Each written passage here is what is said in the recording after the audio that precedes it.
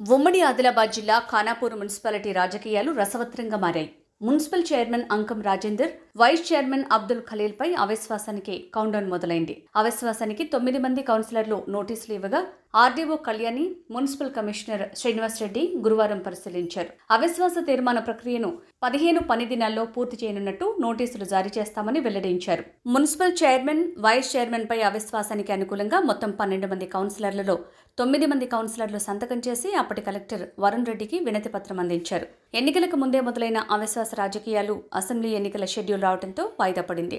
ఎన్నికలు పూర్తి కావడంతో అవిశ్వాసం ప్రక్రియను మొదలుపెట్టే విషయమై 9 మంది కౌన్సిలర్లు అవిశ్వాసం నోటీసు విషయాన్ని ఈ నెల 11న కలెక్టర్ ఆశిష్ సంగ్వాన్ దృష్టికి తీసుకువెళ్లారు. అవిశ్వాసం ప్రక్రియను పరిశీలించాల్సిందిగా ఆర్డీఓ కళ్యాణిని కలెక్టర్ ఆదేశించగా ఆమె గురువారం పరిశీలించారు. చైర్మన్, వైస్ చైర్మన్లు అప్పటి అధికార బీఆర్ఎస్ పార్టీకి చెందినవారే. సొంత పార్టీ వారే అవిశ్వాసం ప్రకటించడం రాజకీయ వర్గాల్లో కలకలం రేపింది.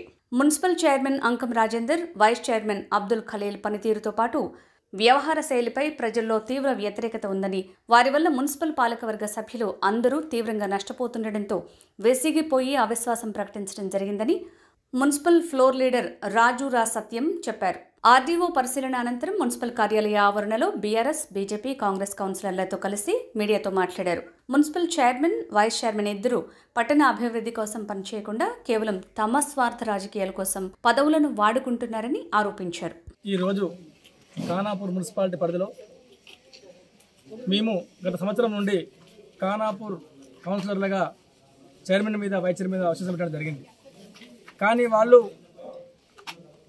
నిర్లక్ష్యంగా ఖానాపూర్ డెవలప్మెంట్ వదిలిపెట్టినా కానీ మేము వాళ్ళ మీద వదిలిపెట్టిన కాన్సెప్ట్తో మేము అవిశ్వాసం పోతే వాళ్ళు కోర్టు నుండి స్టే తేవడం జరిగింది. అయినప్పటికీ కూడా మొన్న నవంబర్ 15 నాడు స్టేను ఎత్తివేయడం జరిగింది. దాని పర్యాసంగా మేమందరం కౌన్సిలర్ 9 మందిని ముక్కుముడిగా పోయి మళ్ళీ అవిశ్వాసం నోటీస్ ఇవ్వడం జరిగింది. అందులో భాగంగానే ఈరోజు కలెక్టర్ గారు ఆర్డీఓ మేడం గారిని అపాయింట్ చేయడం జరిగింది.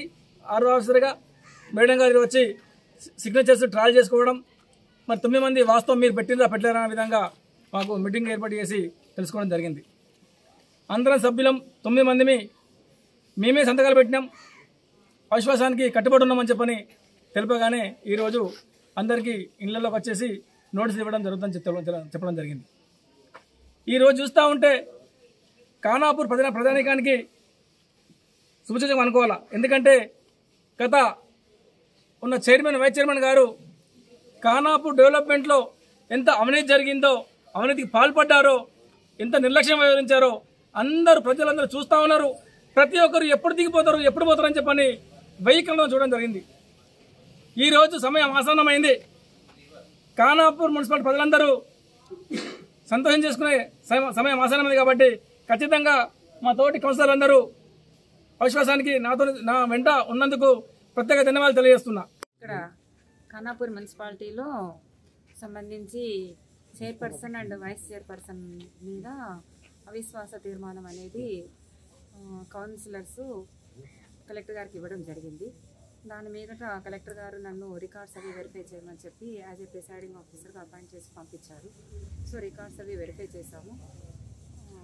దాని తర్వాత తదుపరి చర్యలు మనము యాక్ట్ ప్రకారము తీసుకోవడం జరుగుతుంది. తదుపరి కార్యక్రమం ఎన్ని రోజులలో పూర్తి కావచ్చు? కూడా తదుపరి కార్యక్రమం మనకి యాక్ట్ ప్రకారం 30 రోజుల్లో పూర్తి చేయాలి.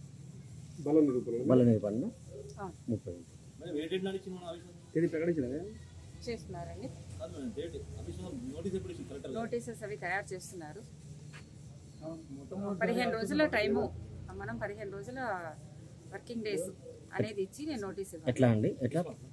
మనం నోటీస్ ఇచ్చిన దగ్గర నుంచి మనం ఈ రోజు నుంచి 15 వర్కింగ్ డేస్ కౌంట్ చేసి వాళ్ళకి టైం ఇచ్చి నోటీస్ డేట్ ఫిక్స్ చేసి ఇస్తాం.